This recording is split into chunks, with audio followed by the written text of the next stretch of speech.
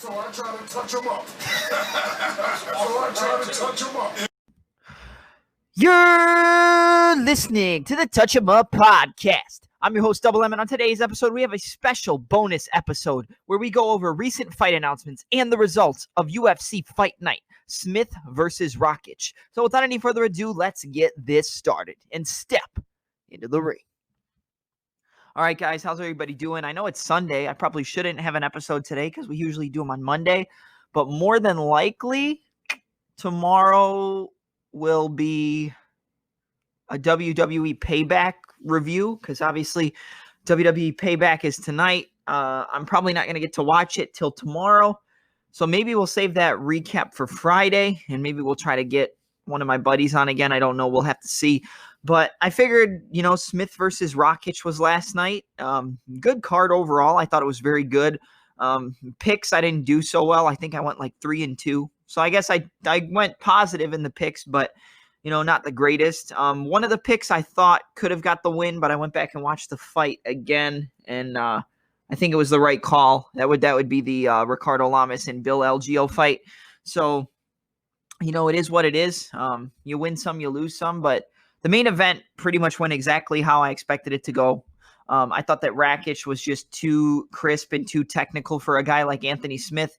He was too good at range to get drawn into a firefight with Anthony Smith, and he was too big and too strong for him. And then that's basically, how the fight went. I think we'll start with the main event, I guess, because that's probably the biggest thing that everyone wants to hear about. Aleksandr Rakic defeats Anthony Lionheart Smith via a dominant unanimous decision over 3 rounds. I think it was 30-27 times 2 and 130-26.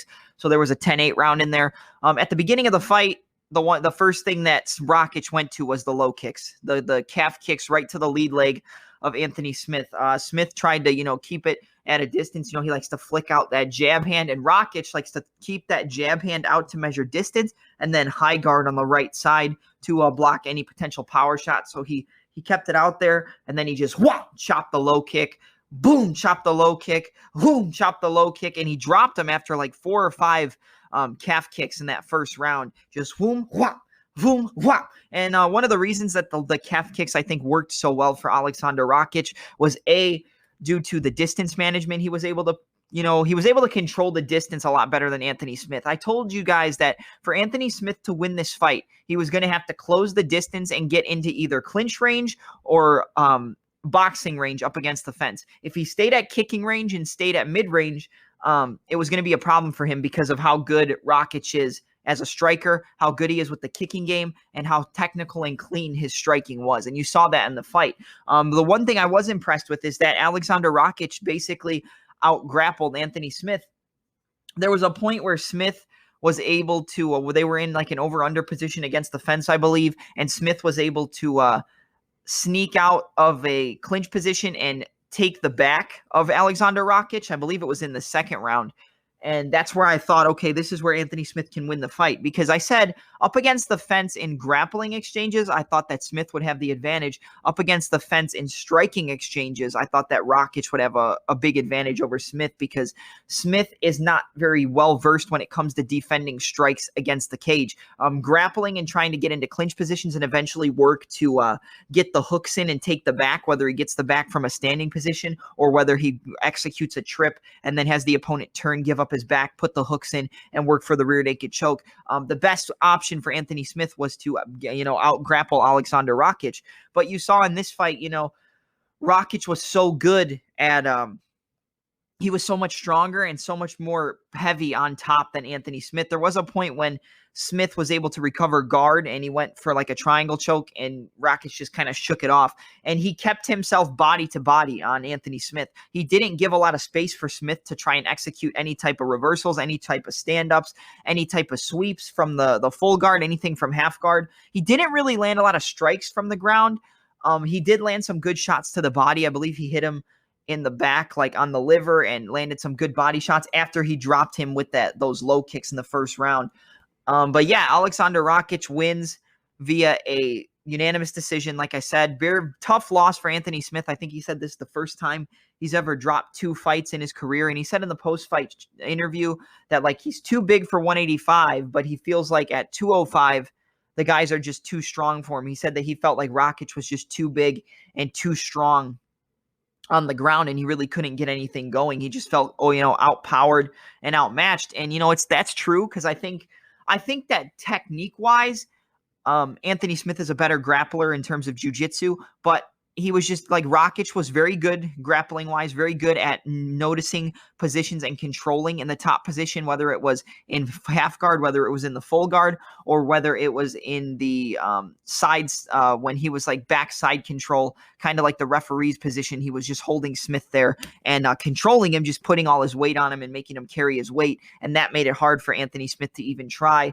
to shrimp his way out and either get back to an elbow to push off and get back to a base and then work off the fence, or just find a way to execute a submission. The closest that he got to it, like I said, was when he was able to sneak under the punch of Aleksandr Rakic and try to execute. He put the one hook in across the leg of Aleksandr Rakic, snuck the hook in and jumped up and tried to take the back, but Rakic just pushed, sunk his weight forward and was able to shake him off and then control from the top position. Good, just a dominant performance by Rakic. What happens for Anthony Smith next? I don't know. If I was going to make a fight for him, I think he drops significantly in the rankings. And a lot of guys are already matched up right now. So maybe do Anthony Smith versus Misha Cirkunov. I know that's a big drop in competition for Anthony Smith, but maybe that's what he needs to just get reinvigorated. And hopefully he takes a lot of time off, because he didn't take much time off after that brutal loss to Glover Teixeira. And this loss wasn't nearly as brutal as that one, but he did take a lot of damage, especially when it came to the calf kicks of Aleksandr Rakic. But he got out grappled, and that was very impressive. On Rakic's part. For Aleksandr Rakic, I think you have him fight the loser of Thiago Santos versus Glover Teixeira. That's the main event on September 12th. So it's in about 2 weeks. I think you give him that. I think you have him fight the loser of Santos versus Teixeira. The winner of Santos versus Teixeira should fight the winner of Jan Blachowicz versus Dominic Reyes. And then you just work from there. I think that's what you do. Another fight, Ricardo Lamas defeats Bill Algeo. Or, let's go just down the line backwards. So Neil Magny dominates Robbie Lawler for the unanimous decision. Didn't really play a lot of striking at all against Robbie Lawler. I said before, like, for Neil Magny to win this fight, he either had to keep his range and fight behind the jab and the front kicks and just keep Lawler away from him the whole time, or he needed to close the distance and get into clinch positions up against the fence and work his grappling. And that's what he did. Magny immediately pushed forward, worked his way towards Robbie Lawler, got him up against the fence, worked really good in that over-under clinch, was able to take Robbie Lawler down on a few occasions, was able to get the back control and get the one hook in and sweep Robbie Lawler and get some takedowns and control him from the top position. Robbie Lawler did eventually get back up, but Robbie Lawler tried to shoot some takedowns on Neil Magny, and Magny was just able to stuff the takedowns and then land vicious shots to the body and try to land some shots to the head of Neil Magny. But Magny just dominated from top to bottom. Really, really solid win for him here, and Robbie Lawler just couldn't get anything going. I think the strike totals were like 122 strikes for Neil Magny to like 20 for Robbie Lawler. So Lawler just couldn't get anything going. I mean, there was a point where maybe he could have landed some good ground and pound when he reversed position and got on top of Neil Magny, but Magny was just able to get back up and reverse position and get back to top control, or get back to controlling Robbie Lawler up against the fence. Solid performance and dominant win for Neil Magny. Yeah, and Robbie Lawler, I think I don't want him to retire. I don't want him to hang it up, but I think it might be time for him to hang up the gloves, to be honest. I don't, like I said, I don't want to see it, but I think it might be time for the ruthless one to call it a career. All right, up next, Alexa Grasso gets the decision win over Ji Young Kim. Good fight, really good fight. I said that straight punches beat looping punches. I think that was the key in this fight, was the clean striking and the defense of Alexa Grasso was going to pay dividends against a girl like Kim, who likes to keep her hands down and fight real, like, relaxed, but she likes to come over the top. And I said that would be the best decision, would be to slip the straight shots of Alexa Grasso and come over the top and then come back with the hook. That's what she did, and she did pretty well at it. But the defense and just the clean, straight punches of Alexa Grasso just were landing a lot more often than any of Kim's offense, and she was able to get the win and cruise to a decision. So yeah, Alexa Grasso comes up big in her 125-pound debut. It'll be interesting to see what's next for her. If I was going to guess what should be next, I looked at the rankings for the 125-pound division, and I have two possible matchups I think could work for her in that top 15, because I do think she deserves a top 10, top 15 opponent, because the 125-pound women's division isn't that stacked. But I think you either give her Macy Barber or you give her Andrea KGB Lee. I think Alexa Grasso versus Macy Barber or Andrea Lee is probably the next best fight for Alexa Grasso. And when it comes to Neil Magny, I think you just rebook Neil Magny versus Jeff Neal. I didn't give a prediction for who I think Neil Magny should fight next. So yeah, I think Neil Magny versus Jeff Neal. That was supposed to be the fight that took place last night. Obviously, that didn't happen because Jeff Neal had to pull out. He was septic. He got succumbed to an illness and just wasn't going to be ready. But I think Neil Magny versus Jeff Neal at the end of the year or around like November, December is the way to go. So rebook that fight because I want to see it. Yeah, and then if we keep going, Ricardo Lamas defeats Bill Algeo via decision. It was a dominant decision. I believe it was unanimous, 29-28 on all cards. I could be wrong, but it was a barn burner of a contest, man. Bill Algeo doesn't stop coming forward. There was obviously the biggest key for Lamas as the fight went on was he just was able to wear out Bill Algeo. And really just dominate in the grappling aspects in that third round. But Bill Algeo never stopped coming forward. I mean, right out the gate, he's coming forward. He's landing lead high kicks, rear high kicks, kicks to the body, low kicks. He was slipping the shots of Ricardo Lamas and coming back with 1, 2, 3, 4 punches. Lamas was able to work some good kicks as well. He did a good jumping front kick to the body of Bill Algeo, which was keeping Algeo at a distance and also stopping him from setting up and looking for counters. There was a point where Bill Algeo landed a beautiful counter right knee as Lamas tried to close the distance. He tried to come in, push forward. Algeo came up the middle with a knee, kind of like Dan Hooker has done in a few of his fights, and it stunned Lamas, and he kind of stumbled and moved off to the side and then looked back, and Algeo tried to come forward with some good combinations and good kicks. His kicking game is phenomenal. Algeo is very good. Like I said, I thought he was going to get the win. It didn't happen, but it wasn't due to any lack of trying. I think Lamas just kind of pushed the pace a little bit harder and was able to drag him into the deep waters of that third round and just out-grapple him. He was able to get multiple takedowns in that third round. Algeo would get back up to his feet. Lamas would just mat return. He would pick him up in a body lock, take him down. Algeo would get back up. He would body lock, take him down. Lamas tried to do some good things from the front headlock. Algeo did some good things with the amateur style wrestling switch when Lamas was trying to take him down. He was able to get that hook on the inside of the lead leg, spin and take the back and use it to get back up to his feet.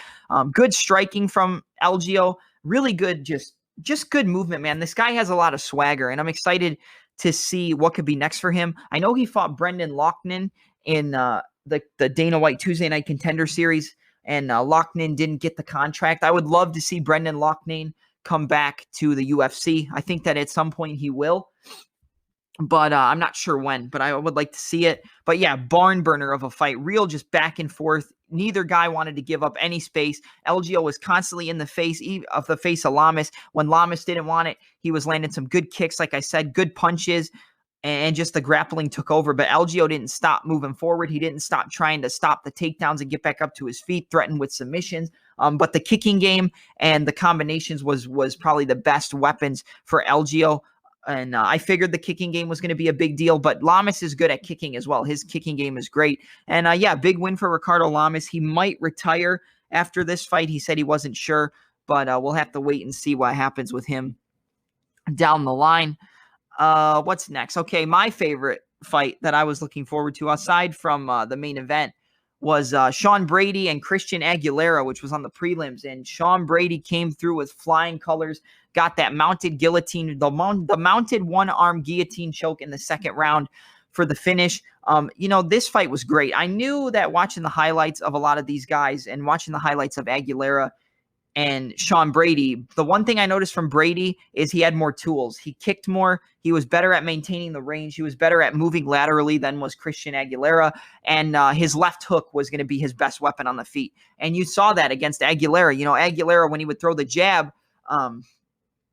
Brady would come over the top with the left hook. He would do a sweeping left hook, boom, boom, flop. He would pop, pop, boom, come over the top. And when he threw the right hand, Brady would parry with the rear hand, parry the right hand, and come over with the hook. So kind of like what he did against Court McGee, where he caught the kick, came back, and threw the left hook. Well, he did that with the punches of Christian Aguilera, which was what I said was going to be a big problem. When he tried to throw that right hand and commit, he would parry it and then use that to move his weight to the left and come through with that sweeping left hook. Constant lateral movement, in and out movement, but the wrestling and grappling was really where Sean Brady took over. On the feet, it was kind of even, but I just think Brady had more weapons. He landed more shots. And Aguilera definitely looked good in this fight. Don't think that this was just, complete dominance from bell to bell. Aguilera looked good. He landed some good right hands to Sean Brady. The low kicks were good on both sides, which I did not expect to see Aguilera throw a lot of low kicks because he's primarily a boxer. He doesn't throw a lot of kicks, but he was chopping the lead leg of Brady, and Brady was trying to chop the lead leg of Aguilera. There was a point where they both actually threw rear leg kicks and landed at the same time on each other, which was kind of interesting to see.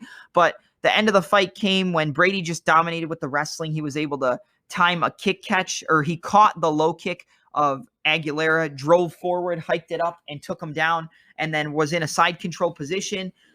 Was able to get that lock, the over-under in the half guard position, not side control, I'm sorry. Was working some good shots. Every time Aguilera would try to turn into Brady, Brady would go back. He would fall back on his rear hip. And a lot of people might look at that like, isn't that a bad idea?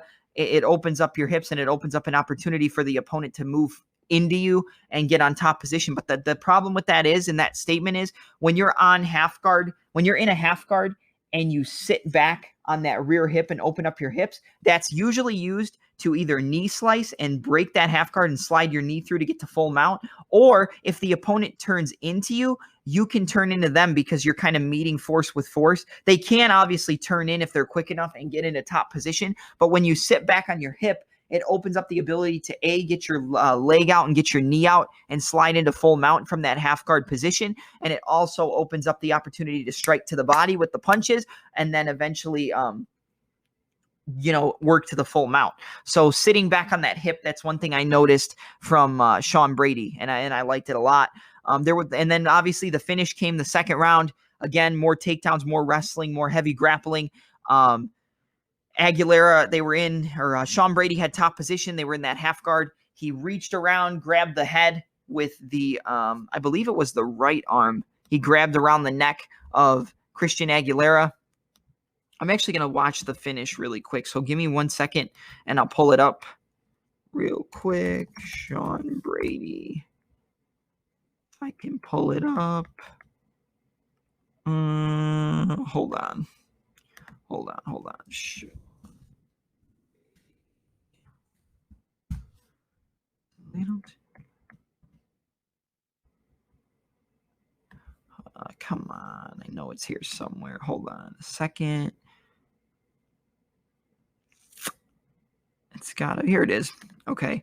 So Sean Brady versus Christian Aguilera. Sorry, guys. Just give me a second. I'll turn the volume off. Okay. And we'll go to the finishing sequence, which was in the second round. All right. So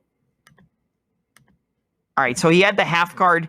He had very, very top heavy pressure. The underhook with the left arm on the right arm of Aguilera. Aguilera tried to hold around the head, and then Brady had the hook around the head of Christian Aguilera, which was used to just control him. He tried to sweep, did Aguilera, but then Brady sat back on that right rear hip. Again, that's used to get your one leg out of the half guard and then use that to slide through into full mount, which is what he did. He used it to slide over.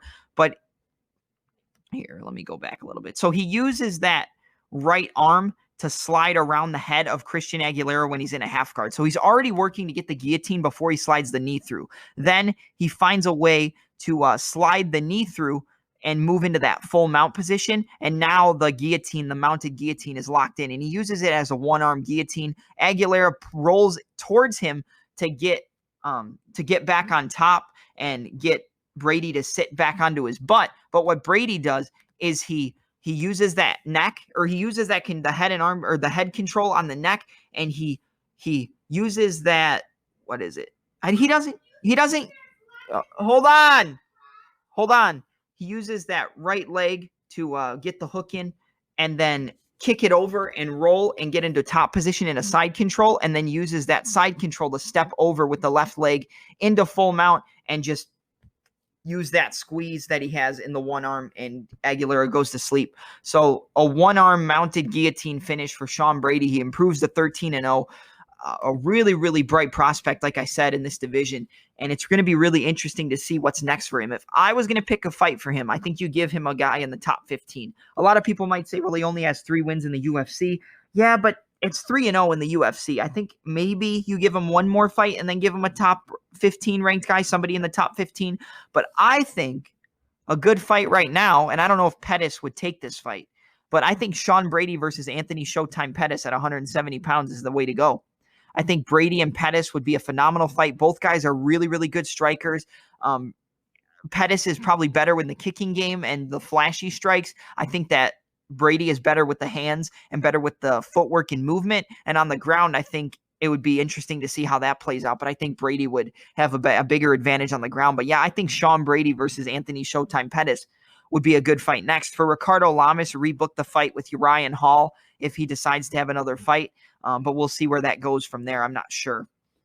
But yeah, that was my thoughts on Smith versus Rakic. I thought it was good. I enjoyed the card a lot. There was a good fight on the prelims, which is the main event of the prelims, between Impa Kasanganay and Maki Pitolo. I didn't pay too much attention to it, so I don't want to break it down. But Impa Kasanganay wins via decision.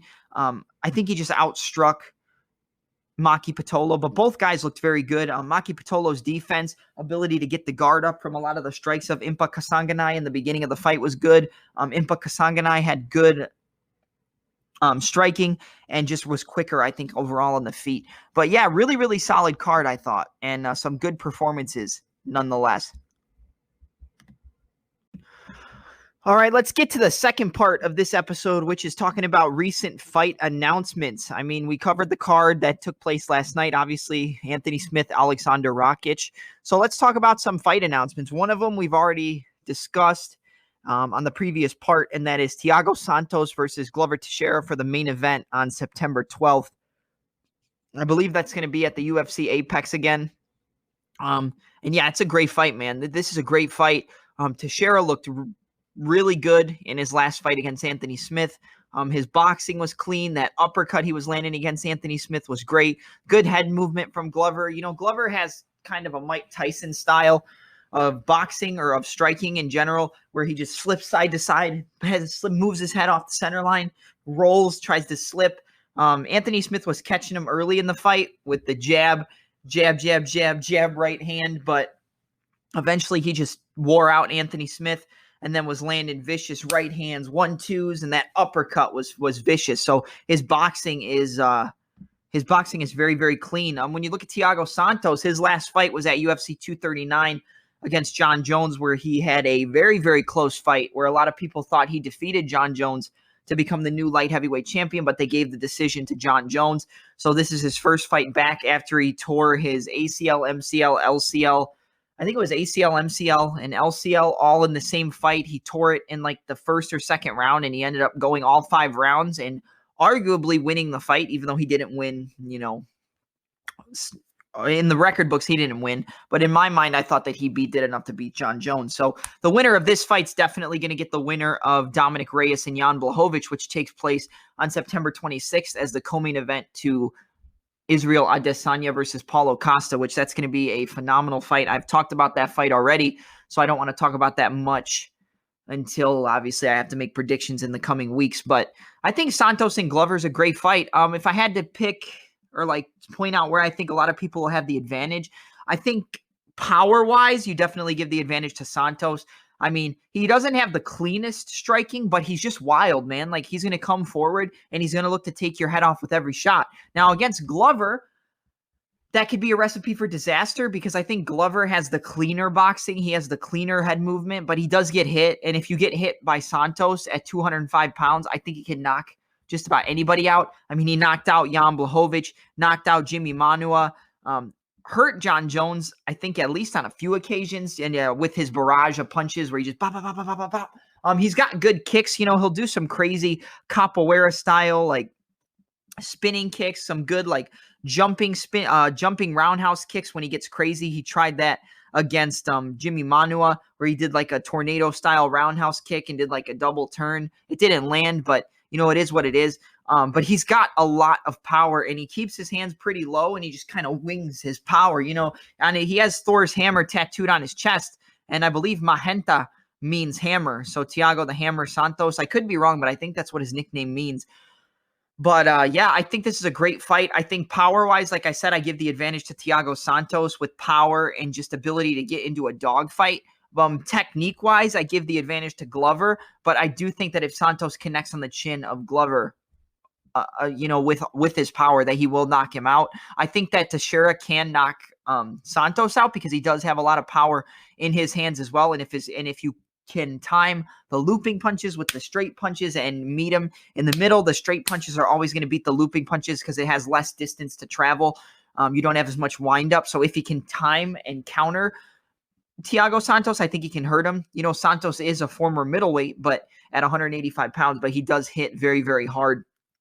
And can knock out Glover. And I'm leaning towards Santos being able to catch Glover and put him away in the first round or second round. But, you know, I'm not 100% sure, and we'll see what happens. But that's a great main event and a good fight for both guys. And, yeah, like I said, the winner of that fight should definitely get the winner of Dominic Reyes and Jan Blachowicz. That takes place on September 26th, which is 2 weeks after this fight. Yeah. So another fight, which was the original date for UFC 253, but it was moved a week back to September 26th. So the main event on September 19th will be a pivotal welterweight matchup with a lot of bad blood in the mix, and that is between Colby Chaos Covington and Tyron, the Chosen One, Woodley. I'm excited for this fight, man. We were supposed to get this fight at least 2 or 3 times. It was maybe going to happen in I want to say it was supposed to happen in August, and then they didn't end up signing it, and then it was going to happen at this fight. But then that wasn't maybe going to – then the contracts weren't getting signed. So then Woodley called out Covington. Covington called out Woodley, and here we are. We're finally getting the fight on September 19th as the main event in the welterweight division. It's funny because a lot of people, when the fight was first announced, thought that Woodley was going to run through Colby. You know, Woodley's the champ. He doesn't have a chance. And I think everybody realizes now that I think Covington just dominates Woodley for 5 rounds. I think he could finish him, honestly. I think Woodley's at the end of his career. I'd like to see Woodley, you know, return to form and land some good shots on Colby and hurt him. I think if he connects with the right hand, he can hurt Covington. But I think if he connects with the right hand on just about anybody, Woodley can hurt and knock out just about anybody at 175 or 185 pounds, or 170 or 185 pounds. He's got that much power, but he doesn't use it as much. And he fights, he really just banks on landing that overhand right. And he waits too much in his career now. I think he got used to fighting the Stephen Wonderboy Thompson style of fight where it's just a point fight and he looks for the openings and then lands the bomb to make sure he can steal the round. And I think when you're not the champion, fighting with that style and not trying to go for it a little bit more costs you. It did it against Gilbert Burns. It did it against Usman. He fought because Usman just pushed a pace that Woodley couldn't keep up with. And Usman and Covington push about the same pace. I think that Covington pushes a harder pace than Woodley or than Usman. So I think against Woodley, Covington's just going to dominate him from start to finish. I think he comes out, puts the volume on him, puts the pressure on him. I think if Woodley catches Covington on the chin, he definitely can drop him and hurt him, but that's his only shot. You know, Woodley has a Hail Mary in this fight, and it's landing that big right hand and knocking out Colby. But when you bring one weapon to a fight against a guy like Colby Covington. I think the low kicks can be good. Woodley has very, very powerful low kicks. His legs are huge. So if he can set up the chopping low kick, but against Covington, there's a possibility he just catches that kick, hikes it up, and goes for a takedown. And I think Covington just dominates Woodley for 5 rounds. I don't think this fight's close at all. I could see 50-44, 50-43 decisions. I don't think Colby gets tired. I think it looks very, very similar to the Covington versus Robbie Lawler fight, and very, very similar to Covington versus Damian Maia. I think Covington just pushes a pace that Woodley can't keep up with. I think he's going to piece him up on the feet just with a lot of volume. Jab, jab, right hand, left kick to the body, jab, right kick, right high kick, 1, 2, 3, left body kick, shoot the takedown, break the takedown, uppercut, 1, 1, 2, 3, bop. The one thing is, maybe Woodley just has so much hatred and so much animosity for Colby Covington. These guys hate each other, so this fight's going to have a lot of bad blood and hopefully some good buildup behind it. But I think that Woodley might just come out and look to kill him right out the gate. And I think that's the only way he wins this fight, is just coming out in the first round and literally trying to take his head off immediately. Just go for it immediately and try to take his head off. I think that's the only shot Woodley has. Like I said, he's got a Hail Mary, but I think Covington just dominates this fight from top to bottom. And then if he beats Woodley, I think he gets the winner of Usman versus Gilbert Burns, because it looks like Usman and Burns maybe are going to fight at UFC 255 or 256. That fight is definitely going to get rebooked, I believe. So we'll see what happens. But yeah, Covington versus Woodley for the main event on September 19th. Like I said, Dominic Reyes versus Jan Blachowicz, the co-main event for UFC 253 on September 26th. Good fight, really, really good fight. I think a lot of people are counting out Jan Blachowicz and thinks that Dominic Reyes is going to run through him based on his fight against John Jones, and how a lot of people thought Dominic Reyes won that fight, myself included. I think Dominic Reyes he has to mind all of his P's and Q's against Jan Blachowicz. Blachowicz has been knocked out before, but I mean, he knocked out Luke Rockhold. He got knocked out by Santos, but Santos hits like a truck. I think Reyes is definitely has better footwork and movement and better angles when he strikes, whether it's using that right hook to get the outside angle and land the body kick, kicks to land the right hook to land the left straight to the body, the right hook to land the overhand left. Good combinations from Dominic Reyes. I think combination striking, I give the advantage to Reyes, but I think Blachowicz can definitely catch Dominic Reyes and knock him out. Like I said, I think Jan Blachowicz is being vastly, vastly overlooked here because, he has had some wins, has had some losses, but I mean, against Corey Anderson, which I know Corey Anderson's been knocked out a lot in his career, so you can say, well, he's got a bad chin, Reyes is undefeated, and I get it, and you're right, but I think if Jan lands clean on Reyes' chin, I think he can knock him out, and I think if Reyes lands clean on Blachowicz's chin, he can knock him out. This is a close fight, and it's a tough fight for both guys nonetheless. I have to look a little bit more into Jan Blachowicz and watch a little bit more. I think breaking off the clinch with strikes can be a big, big factor for Jan Blachowicz. I think tracking the movement of Blachowicz for Dominic Reyes and just making sure that he has no exits from left or right and you constantly push him back and just put the pressure on him, that's probably going to be the best weapon for Dominic Reyes. When it comes to counter striking on the feet, man, I don't know, because Dominic Reyes can counter your jab with that left hand. He can land that left hand at will. He can land good kicks. Blachowicz can counter with that right hand and drop you. Any chance you give him, whether you're throwing a low kick, he can counter you like he did against Corey Anderson. I don't know, man, but this is a close fight, and I'm excited. And it's a good fight to be the co-main event to Israel Adesanya and Paulo Costa, which we've talked about on this podcast already. A big, big fight announced for October 10th. The main event of October 10th, and that's a bantamweight matchup between Magic Marlon Moraes and Corey the Sandman Sandhagen.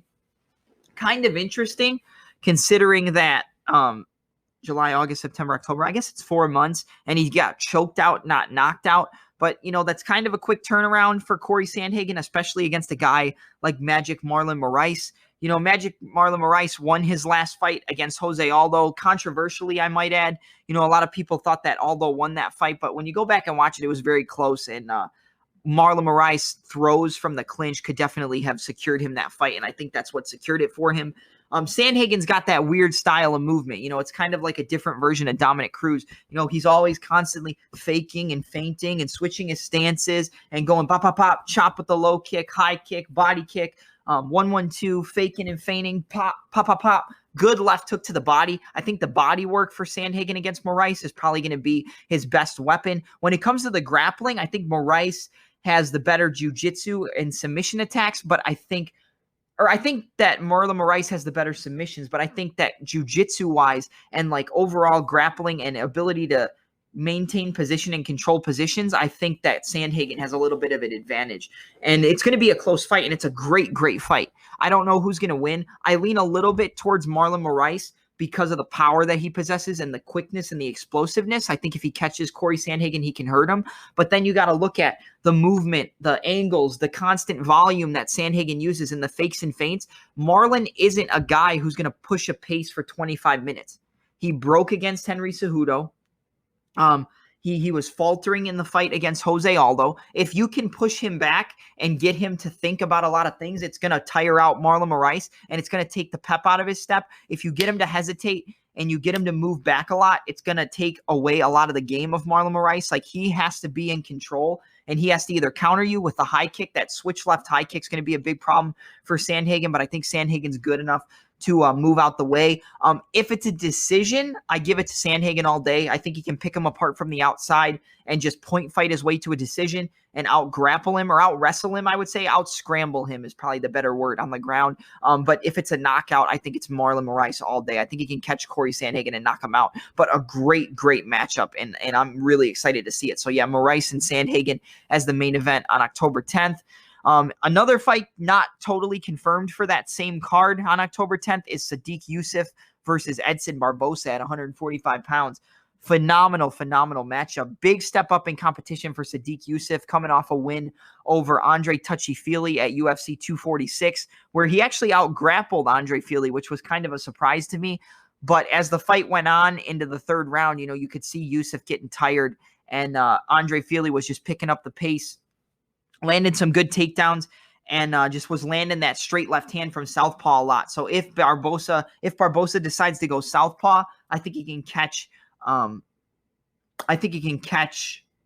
Sodiq Yusuff. And I think Edson's very quick for Sodiq. I think when it comes to boxing, you give the advantage to Sodiq Yusuff. When it comes to the grappling, you give an advantage to Sodiq. But when it comes to just explosiveness and the kicking game, I think you definitely give the advantage to Edson Barbosa. I love Sodiq Yusuff. I love this fight for both guys. I'm leaning a little bit towards Barbosa because I think that Sodiq does leave himself out there to get hit. Not very often, but I think Barbosa is very quick. You saw it against Ige. I mean, he dropped him. His quickness wasn't slowing down in that fight. Towards the end of the fight, he was in the third round when Ige just kind of resorted to the wrestling and took him down. So if Sodiq can resort to his wrestling, which a lot of people didn't think he had, but you saw the great grappling and in control from side control from the mount against Andre Feely, where he just out-grappled him a little bit. I think he can get the win. I want Sodiq Yusuff to get the win. I'm leaning a little bit towards Barbosa right now. That could change, but it's a phenomenal fight for 145 pounds.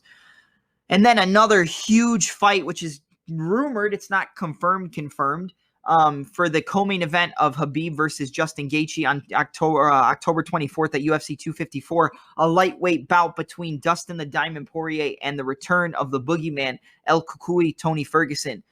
Phenomenal fight. I cannot wait. This is the perfect fight to make. It's going to be violence from top to bottom. Poirier is going to be looking to close the distance and land long combinations on Ferguson and piece him up, and Tony Ferguson's going to be looking to take Dustin Poirier to Snapdown City and looking to just constantly pick him apart with front kicks, jabs, right hand, switching stances, and just outpace and outpressure. Outpace and outpressure Dustin Poirier. If I have to lean towards a winner right now, I'm going to go with Dustin Poirier, man. I think his boxing and his power is too much for I think the power is too much for him. And I know you say, well, he took all those shots against Gaethje. Yeah, but he eventually got finished. And don't get me wrong, he has a phenomenal chin. Ferguson's chin is made out of something and not from this planet, because 90% of the shots that he took would have knocked out anybody else at 155 pounds, including Khabib, I believe. So, it's an interesting fight. I think in the grappling, I give the advantage to Ferguson when it comes to chokes. I think it's going to be interesting to see how the wrestling exchanges go. But I honestly believe this fight takes place on the feet. Almost 100% is going to take place on the feet or in the clinch, whether it's boxing, kicking range, whatever it is. But I lean towards Dustin, man. I think the switch stance combinations where Gaethje went 1-2, threw that low kick, step southpaw, and then landed the power left hand that was landing on Ferguson over and over and over again. Because he doesn't keep his hands up, he just tends to pull away and use his range. And I think Dustin landed it on Khabib. He landed it on Gaethje. I think he counters the kicks of Tony Ferguson with vicious combinations. I think the volume, the power of Dustin is going to land on the chin of Ferguson. And I think he's going to hurt him. I think he's going to hurt him a lot, especially after all the damage he took against Gaethje. I don't think Tony's going to be the same fighter. I don't think he's going to be able to take as much damage. And I think Poirier finishes him off. I think Poirier finishes Tony Ferguson. This is a phenomenal fight, and I'm excited to see it. This is the only fight you could make for both of these guys unless you put Conor McGregor in the mix. But yeah, I think the switch stance combinations where Dustin goes double jab with the right hand, steps forward into orthodox, and then throws that power overhand right, power straight right hand, the straight left hand. I think his boxing is just too clean. The combinations, like I said, Ferguson doesn't have phenomenal defense. He doesn't tend to keep his hands up a lot. He just tends to use his movement to get out the way. And I think against a guy like Poirier, that's a recipe for disaster. I mean, Poirier can go right hook, right uppercut, right hook, double jab, straight left hand, right uppercut, right hook, double jab, switch stance, left hook, right uppercut, right straight. I mean, he could just pour it on, 8, 9, 10 punch combinations. And I think that's going to wear out Tony Ferguson. Dustin does tend to get tired a little bit as the fight goes on if it's pushing a crazy pace. So I could see Ferguson pushing a crazy pace and maybe getting Poirier to get tired and winning a decision, or maybe locking up a Darce choke. I could see him locking up a submission, but I think Poirier is just too strong. I think he's too crisp and clean with his striking, and I think he beats Tony Ferguson. I think he finishes him. If I'm guessing right now, Dustin Poirier wins via a third-round knockout.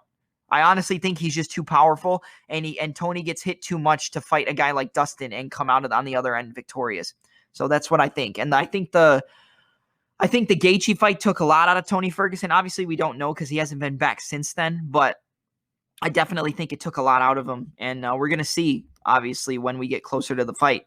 Or we'll see during the fight, I guess. On that card as well is Jared Cannonier versus Robert Whittaker. They were supposed to fight at UFC 248. I love the fight. Whittaker's coming off that win over Darren Till. It was a close fight, but he definitely won it. Jared Cannonier's coming off that win over Jack Hermanson. This is a great fight. Dangerous for both guys. I don't really know who's going to win, and I'm not even going to break it down right now, but this is on the card as well. Amazing fight. Yair versus Zabit was supposed to be on the card last night. It got moved to this card as well, which is UFC 254. So Yair versus Zabit, Cannonier versus Whittaker, Dustin Poirier versus Tony Ferguson, Justin Gaethje versus Habib. Phenomenal card. Probably one of the best fight cards we're ever going to get from top to bottom. I've talked about Yair and Zabit, and obviously I'll cover it when we get closer. But yeah, I just figured it would be nice to talk about that. They're going to have a fight card on Halloween, which is going to be main evented by Uriah Primetime Hall versus The Return, and probably the final fight in the career of the former middleweight champion. Some consider him the greatest of all time, Anderson the Spider Silva. Phenomenal fight for both guys. Great fight for Anderson to go out on. I think Hall catches him. I do. I think that I think this is a fight tailor-made for Uriah Hall. I also think this is a fight tailor-made for Anderson Silva. I think it looks very, very similar to Anderson Silva versus Israel Adesanya at UFC 234. And that fight was phenomenal. A lot of Matrix-style head movement, slipping out the way of strikes, a lot of taunting. I don't see Uriah Hall taunting a guy like Anderson Silva. I think the moment might get to him, but I think that Uriah Hall can definitely knock out Anderson. I do. I think Anderson's coming back, so it's a fight where both guys can win. I could see Anderson winning the fight against Uriah Hall by just maybe Hall getting too starstruck and not showing up, and I could see Hall coming in ready to throw bombs and knocking out Anderson Silva. It's a great fight. It's almost a mirror match. These guys are very, very similar in the way that they fight. We were supposed to get this fight back at UFC 198, and obviously Uriah Hall had to pull out of the fight, and I believe Anderson had to pull out as well. It was just a crazy mix up, but we're getting that fight. And then also on that same card is a featherweight matchup between Thug Nasty Bryce Mitchell and Andre Touchy-Feely. great fight. And when it comes to this fight, Bryce Mitchell needs to get it to the ground. He needs to get on the ground and look for a submission. Andre Fili needs to keep it on the feet and strike with Bryce Mitchell. That wherever the fight takes place, that's who's going to win the fight. If it stays on the feet, Andre Fili pieces up Bryce Mitchell. I don't think his striking is good enough to last with a guy like Andre Fili. Fili's got great striking. That's not phenomenal striking, but I think he's leaps and bounds ahead in the striking. He's leaps and bounds ahead in terms of striking than Bryce Mitchell is, and Bryce Mitchell is leaps and bounds ahead of him on the ground in the jiu-jitsu game. So wherever the fight takes place, that's who's going to win. I lean towards Andre Fili being able to stop some of the grappling exchanges of Thug Nasty Bryce Mitchell. I know I'm kind of rooting for Bryce Mitchell because I love my boy Theo Von, and Theo and Bryce are boys, so I'm rooting for him. And his jiu-jitsu is phenomenal. Always looking to lock up a twister, looking to lock up submissions, and has really good scrambles, good top control. I think Bryce Mitchell versus Ryan Hall would be a great fight at 145 if he's able to win this fight. Maybe you do Bryce Mitchell versus Ryan Hall. I love that fight. I think a lot of people would like to see that fight. So yeah, but that's it, guys, for the episode today. Thank you for listening. A little bit longer of an episode, and I just wanted to talk about those fights for you. Thank you again. Thank you for tuning in. You can get the Touch 'Em Up podcast anywhere audio podcasts are distributed. That includes Apple Podcasts, Google Podcasts, Spotify, Anchor, Stitcher, and many, many more. A lot of my podcasts are moving over to YouTube. Search Touch 'Em Up Pod, ! That's TOUCH_EM UPPOD ! On YouTube, I have various fighter breakdowns with actual footage, including a breakdown of world champion kickboxer Nikki Holskin, a breakdown and post-fight study of Jan versus Aldo, a full breakdown on the technical side of Peter Yan's game, a breakdown of what else do I got up there? I've got so much stuff. I think the most recent one I did was a breakdown of Khabib Nurmagomedov and his grappling style and what makes him so special and so dominant in terms of the grappling. So I know you guys will definitely like that. Leave a review for the podcast anywhere you can, whether it's Apple Podcasts, Google Podcasts, anywhere you can leave a review for the Touch 'Em Up podcast. Please do. The more reviews, the more eyes we get on the podcast, and we just keep growing. Thank you guys for listening. I really do appreciate it. Without you guys, I would have nothing. If I don't have listeners, I don't have a voice. And thank you to everybody who tuned in. Thank you to my friends. Thank you to somebody out there who always seems to listen to my podcast and be there for me whenever I need it. So you know who you are. Thank you. I don't have to mention names. And thank you to my friends who have come on this podcast and discussed wrestling, discussed MMA, discussed everything. Thank you guys. And thank you for listening again. I'm your host, Double M, and I'm out. Have a good night, everybody. All right. Maybe you can fake it, but you're never gonna make it. Are you just gonna take that? Make them take it all back. Don't tell me you believe that. Are you just gonna take that? Or will you fucking fight back?